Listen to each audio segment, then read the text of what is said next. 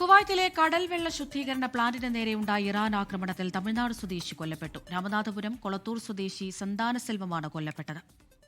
യുഎഇയിലും Saudi അറേബ്യയിലും ബഹ്റൈനിലും Iran ആക്രമണം തുടരുകയാണ്.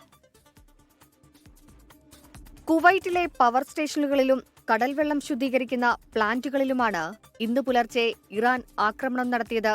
കടൽവെള്ളം ശുദ്ധീകരിക്കുന്ന ഷുവൈബയിലെ പ്ലാന്റിലുണ്ടായ ആക്രമണത്തിലാണ് രാമനാഥപുരം കൊളത്തൂർ സ്വദേശി സന്താനസെൽവം കൊല്ലപ്പെട്ടത്. സ്വകാര്യ കമ്പനിയിലെ കരാർ ജീവനക്കാരനായിരുന്നു ഇദ്ദേഹം. ആക്രമണത്തിൽ നാശനഷ്ടങ്ങളുണ്ടായിട്ടുണ്ടെന്ന് വൈദ്യുത മന്ത്രാലയം വക്താവ് ഫാത്തിമ ഹയ വ്യക്തമാക്കി. യുഎഇയിൽ പുലർച്ചെ 2 തവണ ആക്രമണമുണ്ടായി. ആക്രമണങ്ങളെ ഫലപ്രദമായി ചെറുക്കാൻ കഴിഞ്ഞതായാണ് വിവരം. സൗദിക്ക് നേരെയും മിസൈൽ ആക്രമണ ശ്രമമുണ്ടായി.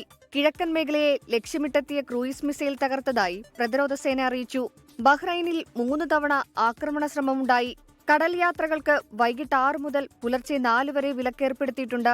GCC രാജ്യങ്ങളുടെയും റഷ്യ, ജോർദാൻ രാജ്യങ്ങളുടെയും വിദേശകാര്യമന്ത്രിമാർ ഓൺലൈൻ യോഗം ചേർന്ന സ്ഥിതിഗതികൾ വിലയിരുത്തി. 24 ദുബായ്.